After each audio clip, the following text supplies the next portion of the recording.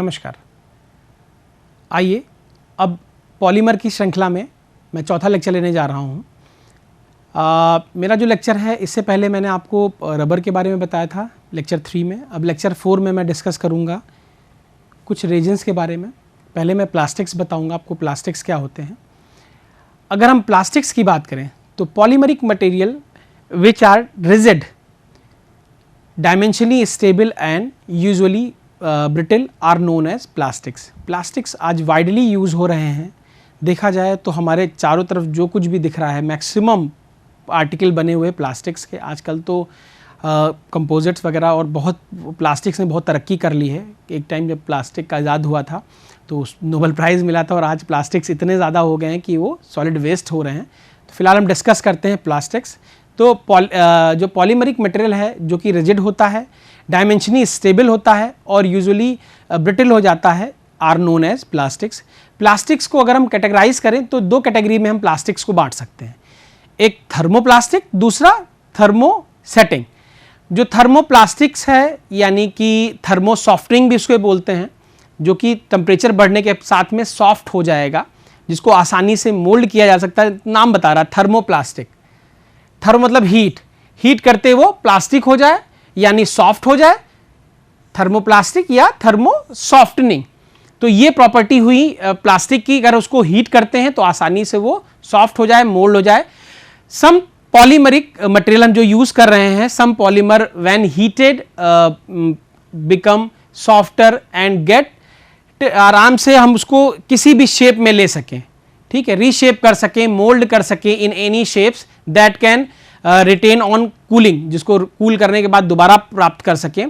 तो इसे हम थर्मोप्लास्टिक या थर्मो सॉफ्टनिंग कहते हैं, जो कि हम हीट करने के बाद दोबारा भी उसका इस्तेमाल या दोबारा किसी दूसरे शेप में ले सकते हैं, मोल्ड करके रीशेप रीयूज कर सकते हैं। दैट इज कॉल्ड थर्मोप्लास्टिक और थर्मो सॉफ्टनिंग। तो ये हो गए। नेक्स्ट हम बात करें, ये है आपका एग्जाम्पल, वैसे मैं डिस्कस करूंगा लास्ट में। ये हमारा अगला है सेटिंग। थर्मोसेटिंग जो है, थर्मोसेटिंग में टेम्परेचर के साथ में वो सेट होता चला जाए, बिकम रिजिड, कड़ा होता चला जाए, that is called thermosetting. On heating polymer undergoes a chemical change, ठीक, केमिकली क्या हो वो चेंज हो जाए and become infusible mass which can not be reshape, जिसको दोबारा इस्तेमाल में नहीं ला सकते, that is known as thermosetting. जैसे एग्जांपल मैंने बेकेलाइट और पॉलिएस्टर रेजिन वगैरह दिए हुए हैं, अभी मैं डिस्कस करता हूं। ये कंपैरिजंस हैं। थर्मोप्लास्टिक क्या है, they soften on heating and harden on cooling. Soft करें, हीट करेंगे तो सॉफ्ट हो जाएंगे और अगर हम उसको ठंडा करते हैं तो वो हार्ड हो जाएंगे। थर्मोसेटिंग के साथ ऐसा नहीं है, जस्ट इसके अपोजिट हैं। They are fusible on initially heating but turn into hard infusible mass on heating further. अगर उसको फर्दर हम हीट करते हैं तो वापस कैसा हो जाएगा, इनफ्यूजिबल मास में कन्वर्ट हो जाएगा, मतलब दोबारा उसको रीशेप हम नहीं कर सकते, ठीक। इसको हम आसानी से can be reshape and recycle कर सकते हैं थर्मोप्लास्टिक या थर्मोसेटिंग को, लेकिन थर्मोसेटिंग के साथ ऐसा नहीं है, क्योंकि वो इनफ्यूजिबल मास हो चुका है और आसानी से वो रीशेप और रिसाइकिल नहीं हो सकता। फॉर्म्ड बाई एडिशन पॉलीमराइजेशन, कैसे बनता है, एडिशन पॉलीमराइजेशन से बनता है। बेसिकली थर्मोप्लास्टिक मैंने पढ़ाया भी था, एडिशन पॉलीमर क्या होते हैं। थर्मोसेटिंग कंडेंसेशन पॉलीमराइजेशन से बनता है, यहां पे स्मॉल अमाउंट में बाई प्रोडक्ट रिलीज होगा, याद करो, ठीक है। स्ट्रक्चर कैसा होगा एडिशन का, मैंने कहा था लीनियर स्ट्रक्चर होता है, स्टेप ग्रोथ होता है, ठीक है। वैसे ही आपका जो थर्मोसेटिंग होगा लीनियर नहीं होगी, ये 3 डायमेंशन क्रॉस लिंक्ड स्ट्रक्चर बनेगा। तो 3 dimension in structure. They are soluble in some organic solvent. अगर हम बात करें थर्मोप्लास्टिक की तो कुछ ऑर्गेनिक सॉल्वेंट में चूंकि ये आसानी से सॉल्व हो जाएंगे, लेकिन थर्मोसेटिंग नहीं होगा, इनसॉल्युबल इन ऑर्गेनिक सॉल्वेंट। अब हम मोल्ड करते हैं, अगर मोल्डिंग करेंगे तो थर्मोप्लास्टिक आसानी से मोल्ड हो जाएगा। Moulding article are taken out after cooling the mould to the avoid deformation of the article. Article को बिना तोड़े हम उसको अगर ठंडा करके आसानी से उसको दोबारा प्राप्त कर सकते हैं। अगर हम थर्मोसेटिंग की बात करें तो मोल्डिंग जैसे हुआ तो ठंडा होने से पहले हम उसको क्या करते हैं, निकाल लेते हैं, क्योंकि अगर नहीं निकालेंगे तो उसी वो जिस मोल्ड में है वहीं पे वो चिपक जाएगा। Are taken out from the mould even when they are hot, जब गर्म है तभी हम उसको बाहर निकाल लेंगे, अदरवाइज वो उसी मोल्ड में चिपक जाएगा। एग्जाम्पल मैंने आपको बताए थे कि थर्मोप्लास्टिक और थर्मो सेटिंग के क्या क्या हैं। थर्मोप्लास्टिक है जैसे पॉलीथिलीन खूब वाइडली यूज करते हैं, polystyrene, PVC polyvinyl chloride, PVA polyvinyl acetate, ये एग्जाम्पल्स हैं थर्मोप्लास्टिक के। थर्मोसेटिंग की बात करें तो थर्मोसेटिंग हमारा है nylon 66, phenol formaldehyde resin, urea formaldehyde resin. तो अभी मैं डिस्कस करता हूँ, रेजिन्स ही डिस्कस करने जा रहा हूँ। मैंने आपको थर्मोप्लास्टिक्स बताए थे पिछले लेक्चर में, अब मैं आपको डिस्कस करूँगा रेजिन्स के बारे में।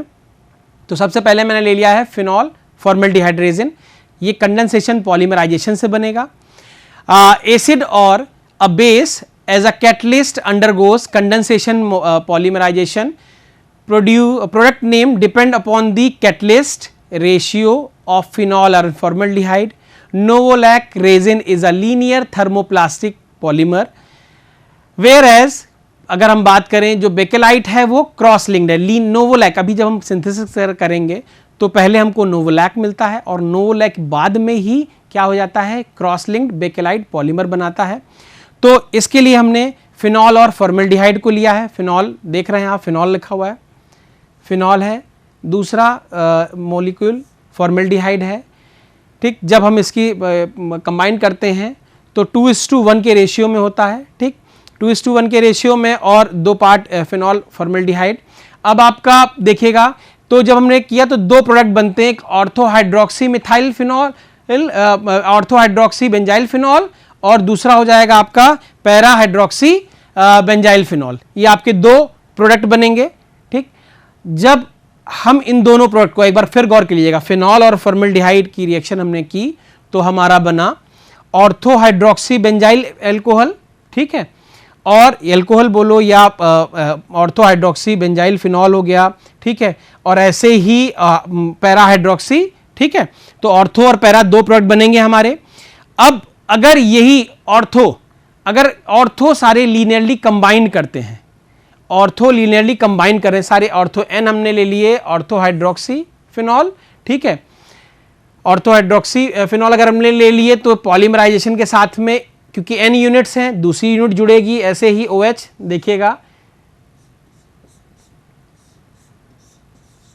यहां से हाइड्रोजन, ठीक है, इस वाले हाइड्रोजन को ये निकाल लेगा, ये देखिए वाटर बन रहा है, ठीक, यहां पे हमने लिख दिया, ठीक।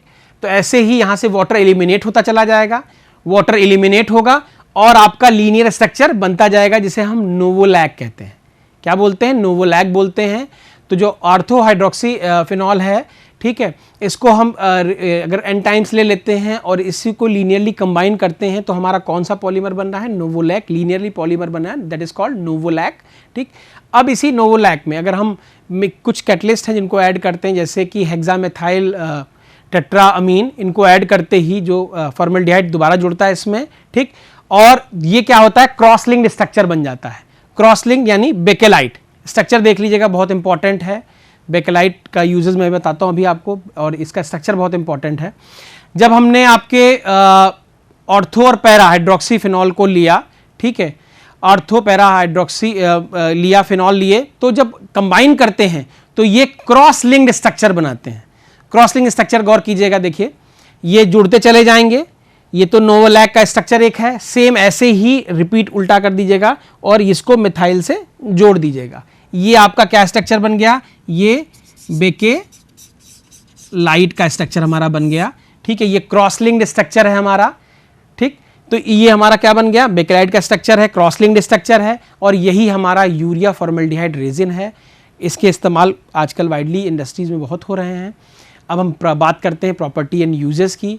तो फिनॉलिक रेजिन जो होते हैं ये रिजिड होते हैं, रिजिड होते हैं, बेसिकली वाटर रेजिस्टेंट होते हैं, हार्ड होते हैं, resistant to acid, salts, organic solvents. ये आसानी से easily attacked by alkali due to presence of free hydroxy group, क्योंकि इसके अंदर हाइड्रोक्सी ग्रुप है। एसिड से तो ये आपके क्या कहते हैं रेजिस्टेंट हो जाते हैं, लेकिन अगर हम बात करें एल्कली से, तो एल्कली चूँकि हाइड्रोक्सी ग्रुप होते हैं तो एल्कली से आसानी से ये रिएक्ट हो जाते हैं, प्रेजेंस ऑफ क्योंकि फ्री हाइड्रोक्सी ग्रुप प्रेजेंट है, जिसकी वजह से ये आसानी से बाइंडिंग कर लेते हैं। अगर हम बात करें प्रोसेस की तो आसानी इजी प्रोसेस होता है, posing electrically insulating property due to low thermal conductivity, और इनकी थर्मल कंडक्टिविटी भी बहुत लो होती है। तो प्रॉपर्टी एक बार फिर देख लेंगे। फिनोलिक रेजिन बहुत रिजिड होते हैं, हार्ड होते हैं, वाटर रेजिस्टेंट होते हैं, resistant to acid, salt, organic solvents, easily attacked by alkali. क्यों? क्योंकि इसमें हाइड्रोक्सी ग्रुप है, जो कि फिनॉल लगा हुआ आपका हाइड्रोक्सी ग्रुप है। Posing electrical insulating property due to low thermal conductivity. Uses की अगर हम बात करें तो यूज़ कहाँ कहाँ करते हैं बेकेलाइट का? आपके घर में स्विच बोर्ड होंगे या टीवी टेप या फ़ोन के जो आदमी रखे हुए जो फ़ोन आते थे, उनके जो बॉडी स्ट्रक्चर जो होता था, या टीवी का कैबिनेट जो होता है वो बेकेलाइट का बना होता है, हार्ड और रिजिड प्लास्टिक होती है। Use to fabricate insulators, plugs बनाते हैं, स्विचेस बनाते हैं। Use as cation exchange resin, जब हम वाटर का ट्रीटमेंट करते हैं, जब हम हार्ड वाटर को सॉफ्ट वाटर में कन्वर्ट करते हैं तो कैटायन एक्सचेंज रेजिन के जो बेड बनते हैं वो बेकेलाइट के बनाए जाते हैं। Use as cation exchange resin in water softening. Adhesives in paints and varnishes. Adhesives कुछ कंपोनेंट हैं जो ऐड किए जाते हैं पेंट्स में और वार्निशेस में, जो कि बाइंडिंग का काम करते हैं। Propeller shafts for paper industry and mills.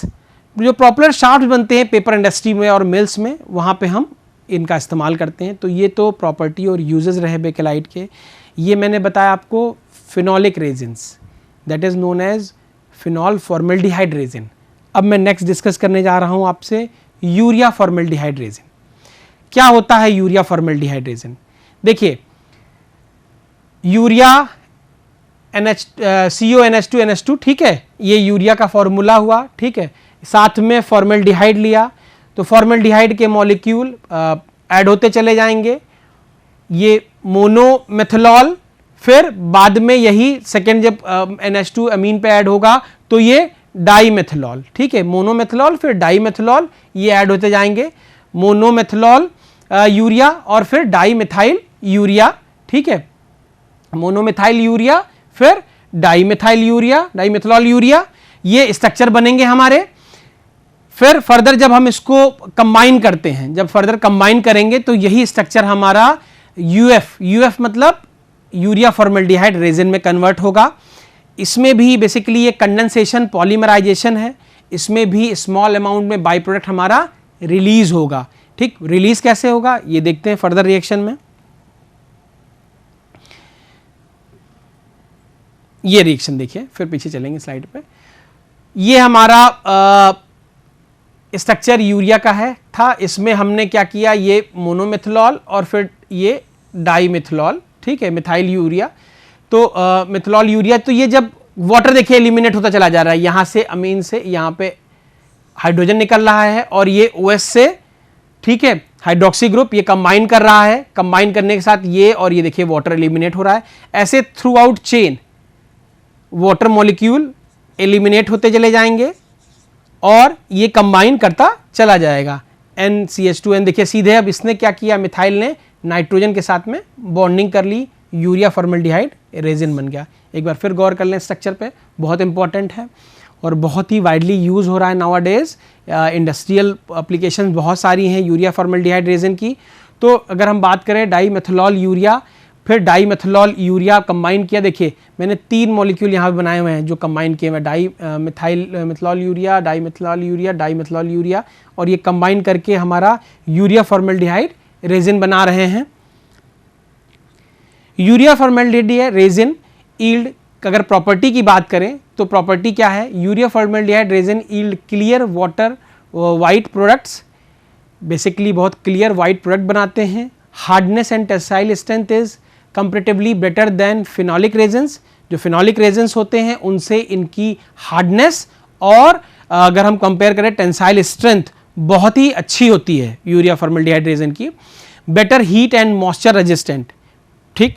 पहली प्रॉपर्टी कि ये क्लियर वाइट कलर के सोल्यूशन होता है, आपका रेजिन होता है, बेसिकली वाटर वाइट प्रोडक्ट बनाते हैं। हार्डनेस और tensile strength is comparatively better than phenolic resins, उनसे ज़्यादा अच्छी होती है। और अगर हम बात करें इनकी जो हीट और मॉइस्चर बेसिकली ये रेजिस्टेंट होते हैं। यूजेस की बात करें, कहाँ कहाँ हम यूएफ का यूज़, यूरिया फॉर्मल्डिहाइड का यूज़ करते हैं, वो यूजेस ये हैं। Adhesive for plywoods, decorative laminates, आजकल चीज़ें देखो प्लाईवुड से बन रही हैं, तो प्लाईवुड्स को जोड़ने के लिए, एडहेसिव्स के लिए, या जो डेकोरेटिव लैमिनेट्स होते हैं जो आजकल आते हैं नहीं, जो प्लाई पे लगते हैं, तो उन लैमिनेट्स को बनाने में, ठीक है, सरफेस कोटिंग में हम इस्तेमाल करते हैं। ड्यू टू देयर कलरेबिलिटी, क्योंकि बेसिकली ये कलर जैसा प्रोडक्ट है, कलरेबिलिटी, सॉल्वेंट, ग्रीज रेजिस्टेंट, इनकी जो सरफेस, इनका इस्तेमाल जो करते हैं हम कॉस्मेटिक प्रोडक्ट में भी कर रहे हैं, सरफेस कोटिंग में भी कर रहे हैं इनका इस्तेमाल, लेमिनेट्स का इस्तेमाल और प्लाईवुड से बेसिकली एडेसिव्स जो है इनका इस्तेमाल हम सरफेस कोटिंग में कर रहे हैं। Due to their colourability, solvent, grease resistant, इनका इस्तेमाल हम कॉस्मेटिक कंटेनर्स वगैरह में भी कर रहे हैं। इलेक्ट्रिकली ये इंसुलेटर होते हैं, इनका वाइडली यूज़ हो रहा है। एक बार ज़रा फिर देख लेते हैं स्ट्रक्चर। ये देखिए स्ट्रक्चर पे हम जाते हैं तो स्ट्रक्चर देख लीजिएगा। डाईमेथिलॉल यूरिया, ठीक है, डाईमेथिलॉल यूरिया, ठीक, ये कंबाइन करता चला जाएगा, देखिएगा ये बना स्ट्रक्चर।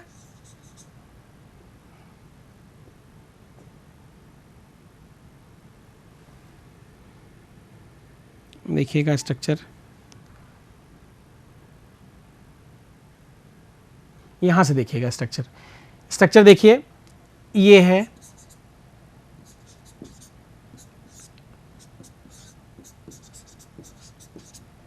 यहीं पे, यहां से ये जुड़ता चला जाएगा, यहां पे ये स्ट्रक्चर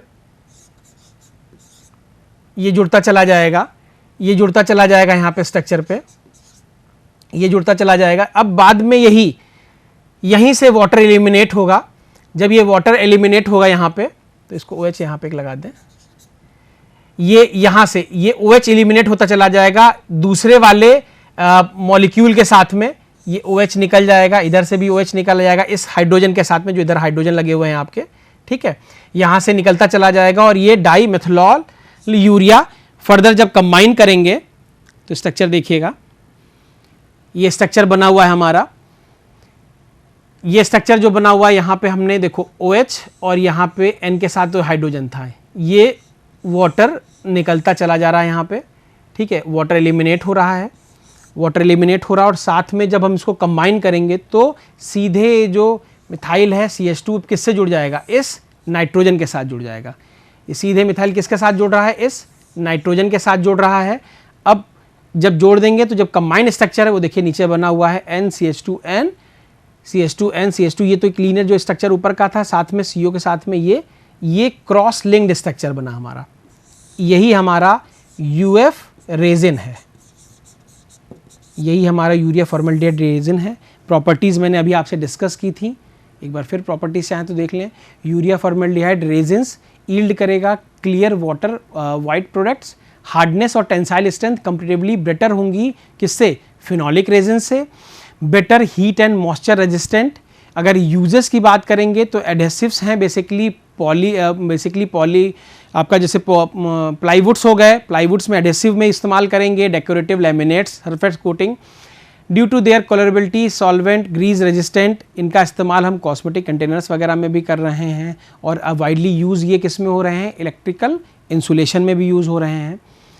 थोड़ा सा एक बार मैं फिर आपसे डिस्कस करना चाहूँगा फिनॉल फॉर्मल्डिहाइड रेजिन क्या है, फिर देखिएगा फिनॉल फॉर्मल्डिहाइड रेजिन बनता कैसे है, क्योंकि ये इंपॉर्टेंट है। फिनॉल फॉर्मल्डिहाइड रेजिन से हम बेकेलाइट बनाएंगे। फिनॉल फॉर्मल्डिहाइड रेजिन है क्या, देखिएगा बेसिकली फिनॉल और फॉर्मल्डिहाइड का रिएक्शन कराएंगे। फिनॉल और फॉर्मल्डिहाइड रिएक्शन कराने से ortho hydroxy benzyl phenol alcohol या फिनॉल बनेगा। आपका नाम आप दोनों लिख सकते हैं, बेसिकली बेंजाइल एल्कोहल या फिनॉल आप बोल सकते हैं, ठीक। तो यहाँ पे ऑर्थो बना और दो पैरा, ये आपके दो प्रोडक्ट ईल्ड होंगे, ऑर्थो और पैरा, ठीक। जब हम ऑर्थो वाले को केवल ऑर्थो को लेते हैं और लीनियर कंबाइन कराते हैं तो लीनियर कंबाइन कराते ही देखो मैंने यहाँ बताया भी था आपको कि ये OH इसका और दूसरे वाले मॉलिक्यूल का H ये निकल जाएगा, यहाँ से वाटर मॉलिक्यूल रिलीज होगा, यहाँ से वाटर निकलेगा और ये वाला सीधे इस मिथाइल के साथ बाइंड कर जाएगा, मिथाइल के साथ में बाइंड कर जाएगा, पॉलीमराइजेशन होगा, वाटर मॉलिक्यूल एलिमिनेट होगा, ठीक, और ये लीनियरली जुड़ता चला जाएगा। देखिए ऐसे आगे भी, ऐसे ही नेक्स्ट स्ट्रक्चर भी दिखा देता हूँ, बना रहा हूँ यहाँ पे, ऐसे ये जुड़ते चले जाएंगे।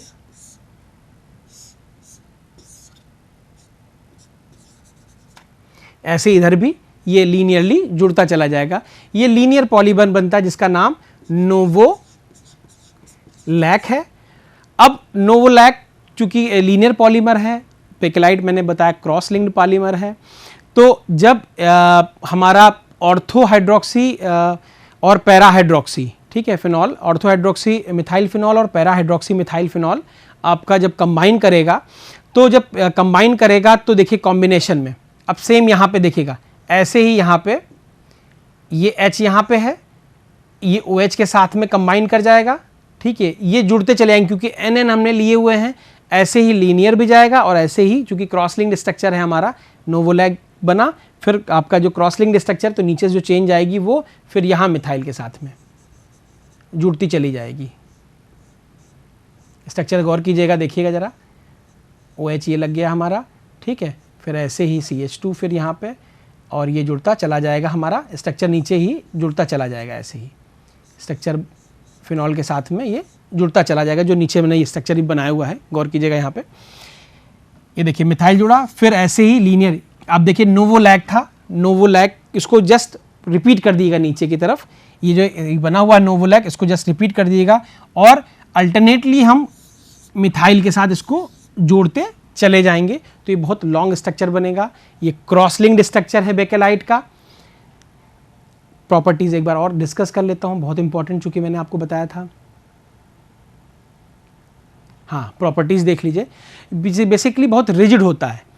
फिनोलिक रेजिन जो है बहुत रिजिड है, वाटर रेजिस्टेंट है, ठीक है, resistant to acid, salts and organic solvent है। अगर हम बात करें इसमें कि एल्कलाई, रोल ऑफ एल्कलाई, अगर एल्कलाई अगर यहाँ पे होगा तो ये रिएक्शन कर जाएगा क्योंकि इसके अंदर फ्री हाइड्रोक्सी ग्रुप्स होते हैं जो आसानी से बाइंड कर जाएगा। Posing electrical insulation property due to low thermal conductivity, इसकी कंडक्टिविटी क्या है, बहुत कम है। यूजेस की बात करें तो यूज करेंगे फैब्रिकेट, इंसुलेटर, प्लग्स, स्विचेस बनाएंगे। यूज्ड एज आप कैटायन एक्सचेंज रेजन्स में इनका इस्तेमाल करते हैं, बेसिकली रेजन है, और कैटायन एक्सचेंज वो जब वाटर हार्डनेस हम निकालते हैं, हार्ड वाटर को सॉफ्ट वाटर में कन्वर्ट करते हैं, तो जब सॉफ्ट वाटर में कन्वर्ट करते हैं तो हम बेड का इस्तेमाल करते हैं, कैटायन एक्सचेंज बेड का, जो बेकेलाइट के बने, तो चूंकि ये वाटर इनसॉल्युबल है, वाटर में घुलेगा नहीं, वाटर रेजिस्टेंट है, अभी मैंने आपसे प्रॉपर्टी बताई। एडहेसिव्स हम यूज़ करेंगे पेंट्स में और वार्निशेस में। Popular shaft for paper industry and mills, जो पेपर इंडस्ट्री और मिल्स हैं इनमें भी हम इसका इस्तेमाल करेंगे। यूरिया फॉर्मल्डिहाइड मैंने आपसे डिस्कस किया, इसकी प्रॉपर्टीज भी एक बार देख लेते हैं। Urea formaldehyde resin yields clear water white products, hardness and tensile strength is comparatively better than phenolic resin, better heat and moisture resistance. Use की अगर बात करेंगे तो adhesives for plywoods, decorative laminates, surface coating, due to their colourability, solvent, grease resistant, हम इनका cosmetic containers में use कर रहे हैं, और इलेक्ट्रिकल इंसुलेशन में भी यूएफ का काफ़ी यूज़ हो रहा है। तो ये दो मैंने आपको रेजिन्स बताए, एक फिनोलिक रेजिन हो गया, फिनॉल फॉर्मल्डिहाइड रेजिन, इसको हम फिनोलिक रेजिन बोलते हैं, और जो दूसरा मैंने आपको बताया यूरिया फॉर्मल्डिहाइड रेजिन, ये अमीनो रेजिन है। पिछला फिनॉल और फॉर्मल्डिहाइड के रेजिन्स जो बने उनको फिनोलिक रेजिन, और जो यूरिया और फॉर्मल्डिहाइड के रेजिन हैं उनका दूसरा नाम अमीनो रेजिन है, इनका इस्तेमाल करते हैं। इसके अलावा एक अमीनो रेजिन और है जो मेलामीन, लेकिन बहुत ज़्यादा यूज़ चूँकि यूएफ होता है यूरिया फॉर्मल्डिहाइड रेजिन, तो इसका वाइडली यूज़ कर रहे हैं। प्लास्टिक्स के बारे में एक बार थोड़ा सा और देख लेते हैं। दो टाइप के प्लास्टिक मैंने आपको बताए थे, एक थर्मोप्लास्टिक बताया था, दूसरा मैंने थर्मोसेटिंग बताया था। तो थर्मोप्लास्टिक क्या है, थर्मोप्लास्टिक आपका जो कि हीट करने के बाद प्लास्टिक में कन्वर्ट हो जाए थर्मोप्लास्टिक, और जो हीट करने के बाद प्लास्टिक में नहीं कन्वर्ट होता यानी कि हम दोबारा रीशेप रीयूज नहीं कर सकते, उसको हम थर्मोसेटिंग कहते हैं। मैंने आपसे डिस्कस किया था एडिशन पॉलीमराइजेशन में। एडिशन पॉलीमराइजेशन में आपको बताया था लगभग सभी थर्मोप्लास्टिक्स थे हमारे, चाहे हम पॉलीथिलीन की बात करें, पॉलीप्रोपिलीन की बात करें, पॉलीविनाइल क्लोराइड की बात करें, that is polyvinyl chloride PVC, अगर हम बात करें पॉलीस्टाइरिन की बात करें, पेन की बात करें, तो मैक्सिमम हमने आपसे डिस्कस किया था कि ये आपके थर्मोप्लास्टिक कैटेगरी में आते हैं। थर्मोसेटिंग जो होते हैं बेसिकली वो कंडेंसेशन पॉलीमराइजेशन से बनते हैं। अगर हम बात करें बेकेलाइट, तो मैंने अभी आपसे डिस्कस किया बेकेलाइट, और इससे पहले लेक्चर में मैंने कंडेंसेशन पॉलीमराइजेशन में मैंने आपको पॉलीएस्टर बनाने के लिए, टर्लीन बनाने के लिए बताया था। जो आपके जो पॉलीएस्टर्स होते हैं वो भी थर्मोसेटिंग पॉलीमर्स होते हैं। तो वो बेसिकली जब हीट करते हैं तो वो और रिजिड होते चले जाते हैं। On heating polymers undergoes a chemical change and become a insoluble या infusible mass which can not be reshape, जिसको हम दोबारा रीशेप नहीं कर सकते, वो आपका थर्मोसेटिंग पॉलीमर कहलाता है। ये कंपैरिजन बड़ा इंपॉर्टेंट है, एक बार फिर देख लेते हैं। ये कंपैरिजन बहुत इंपॉर्टेंट है और कई बार एग्जाम में पूछा गया है, कई पेपर्स में आया है ये। What is difference between thermoplastic and thermosetting, तो हम थोड़ा सा एक बार और देख लेते हैं। It's very important. They soften on heating and harden on cooling. ये सॉफ्ट हो जाते हैं, ठीक है, हीट करते ही, और जब हम उसको कूल करेंगे तो ये हार्ड हो जाते हैं। थर्मोसेटिंग देख लो, दे आर फ्यूजिबल और in initially heating but turn into hard infusible mass on heating further. जब इसको फर्दर हम हीट करते हैं तो ये इनफ्यूजिबल मास जैसा हो जाता है, ये दोबारा फिर फ्यूज नहीं होता है, ठीक है, यानी इसको रीशेप रीयूज नहीं कर सकते फर्दर, यही लाइन है। Thermoplastic can be reshape and reuse, या रिसाइकिल कर सकते हैं। थर्मोप्लास्टिक्स का इस्तेमाल हम दोबारा कर सकते हैं। तो ऐसा प्लास्टिक सोचो जिसका हम दोबारा इस्तेमाल कर सकते हैं, तो दोबारा हम यूज़ में ला सकते हैं। आप बोतल के पीछे देखिएगा, आपकी जो बोतल है या जो प्लास्टिक पेट बोतल्स आती हैं उनके पीछे ये एक सिंबल बना होता है, सिंबल, इसमें एक नंबर लिखा होता है, ठीक है। तो कितनी बार रिसाइकिल कर सकते हैं, जैसे 1 2 लिखा होता है, 3 4 5, तो ये number of time of recycle लिखे होते हैं। तो ये आपका ये 3R का अप्रोच है, रिड्यूस, रिसाइकिल एंड रीयूज या रीशेप, ठीक है। इनको हम रिड्यूस, रीशेप और रिसाइकिल कर सकते हैं। ये थर्मोप्लास्टिक, ये आप दोबारा किसी दूसरे शेप में इस्तेमाल कर सकते हो। लेकिन थर्मोसेटिंग जो है फॉर्म्ड बाय कंडेंसेशन पॉलीमराइजेशन, और ये आसानी से दूसरे शेप में रीशेप या रिसाइकिल नहीं हो सकते। थर्मोप्लास्टिक क्या है, लीनियर इन स्ट्रक्चर होते हैं। इनका स्ट्रक्चर आपने देखा था एडिशन में, एडिशन जब पॉलीमराइजेशन किया था तो क्या था, लीनियर स्ट्रक्चर बनता चला गया था, ठीक। अगर थर्मोसेटिंग पॉलीमर की बात करें तो 3 डायमेंशन स्ट्रक्चर था। स्ट्रक्चर क्या होता था, 3 डायमेंशनल था, और क्रॉस लिंक्ड स्ट्रक्चर था हमारा थर्मोसेटिंग का। फिर बात करते हैं, अगला जो हमारा कंपैरिजन है कि ये वाटर सॉल्युबल कुछ नहीं होते हैं। बेसिकली ये ऑर्गेनिक जो सॉल्वेंट हैं इनमें आसानी से ये सॉल्व हो जाते हैं। They are soluble in some organic solvent, कौन से, थर्मो प्लास्टिक या थर्मो सॉफ्टनिंग।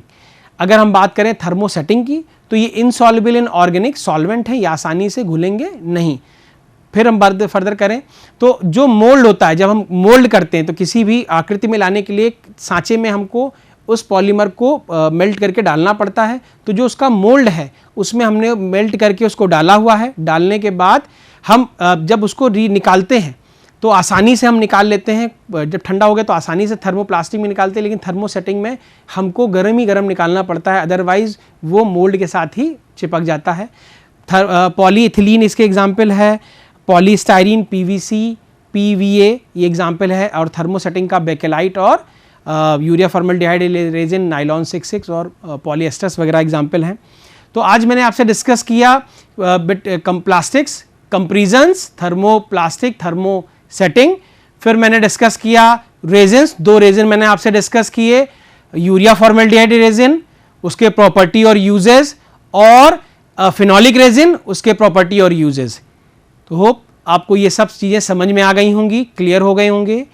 एक बार आप स्क्रीनशॉट और उसको देख लेंगे प्रॉपर। Thank you.